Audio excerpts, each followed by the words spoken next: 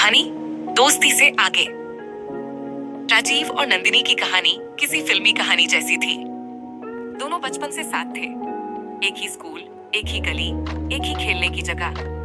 नंदिनी छोटी कद-काठी वाली, छोटे बालों वाली एक टॉमबॉय लड़की थी।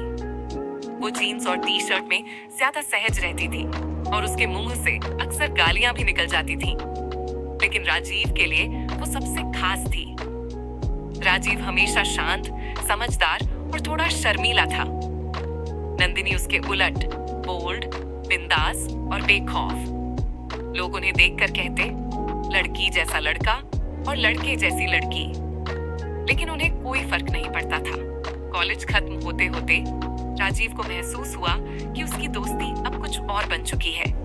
वो अब नंदिनी को सिर्फ एक दोस्त की नजर से नहीं देखता था। उसके हंसने पर दिल धड़कता था।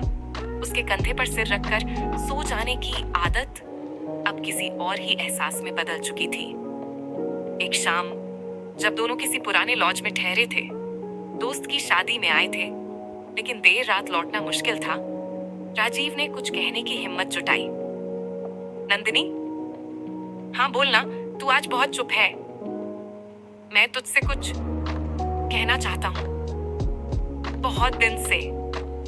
नंदिनी उसकी तरफ देखकर मुस्कुराई। राजू, तू क्या सोचता है मैं कुछ नहीं समझती? तू जो भी कहेगा वो मैं पहले ही महसूस कर चुकी हूँ। राजीव थोड़ा हैरान था।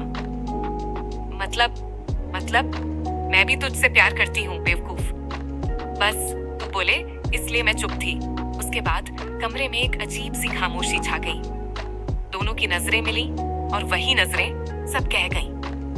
धीरे धीरे राजीव ने नंदिनी का चेहरा छुआ, उसके छोटे बालों में उंगलियां भिराईं।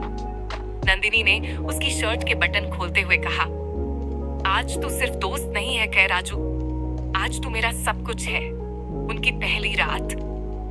धीरे धीरे एक दूसरे को महसूस करते हुए, एक दूसरे की धड़कनों में खोते हुए किसी सपने जैसी थी। नंदिनी का बिंदासपन भी उस पल नरम हो गया था और राजीव की शर्म भी पिघल गई थी। कमरे की रोशनी मंद थी, लेकिन उनके बीच का प्यार उस कमरे को रोशन कर रहा था। नंदिनी बोली, अब क्या बोलेंगे लोगों से? दोस्त है या कुछ और? राजीव ने उसका हाथ थामा। अब बस एक बात बोलेंगे, तू मेरी थी, है और अब हमेशा के लिए मेरी रहेगी।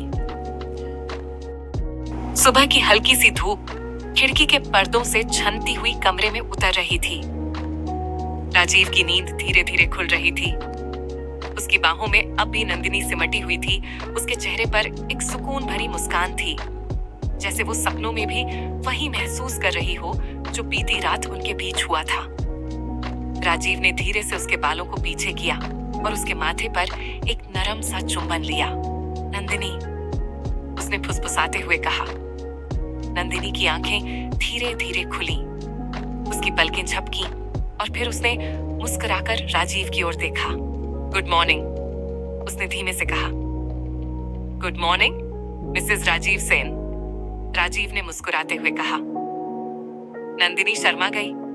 उसने रजाई में खुद को और भी छुपा लिया। क्या तुम जानती हो, राजीव ने उसकी आंखों में देखते हुए कहा, बीती रात सिर्फ एक लम्हा नहीं था, वो मेरी जिंदगी का सबसे खूबसूरत एहसास था। नंदिनी ने उसकी उंगलियों को थामा और बोली, मेरे लिए भी। ऐसा लग रहा था जैसे वक्त रुक गया हो, बस तुम और मैं। राजीव ने उसके चेहरे को अपनी हथेलियों में थाम लिया। मैं वादा करता हूं नंदिनी, हर सुबह तुम्हें ऐसे ही जगाऊंगा, प्यार से, एहसास से। नंदिनी अपनी आंखें मूंद ली और खुद को उसके करीब खींच लिया। बाहर चिड़ियां चहचहा रही थीं, लेकिन उस कमरे में सिर्फ एक ही संगीत गूंज रहा था, दो दिलों के बीच की खामोश मगर गहरी मोहब्बत। राजीव और नंदिनी दोनों बालकनी में बैठे थे, चाय की चुस्कियां लेते हुए। राजीव, नंदिनी उसकी ओर देखा, हम कहीं बाहर घूमने चलें? बिल्कुल, राजीव ने कहा। मैंने सोचा था हम आज से 2 दिन के लिए माउंटेन्स की तरफ निकल जाएं, शांति, कोल्ड वेदर और बस हम दो। नंदिनी की आंखें चमक उठी। तुम सच में बेस्ट हो। टूर का पहला दिन। एक खूबसूरत रूम, वुडन सीलिंग, एक विंडो जिससे बर्फ से ढकी माउंटेन्स दिखाई देती थी। रात को बैठकर दोनों ने वाइन पी और यादें बांटी।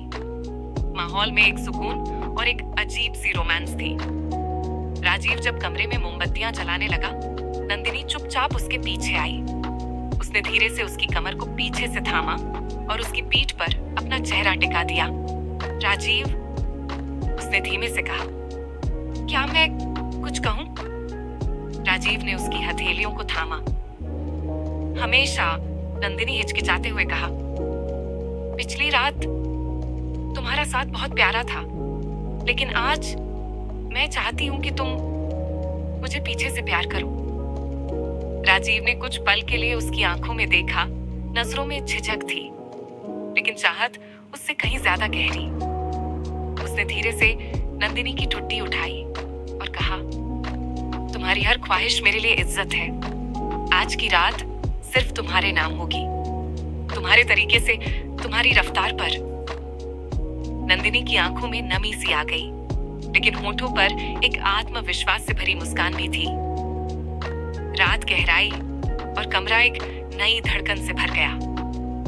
बर्फ गिर रही थी बाहर, लेकिन उस कमरे के अंदर सिर्फ गर्माहट थी, दो जिस्मों की, दो रूहों की।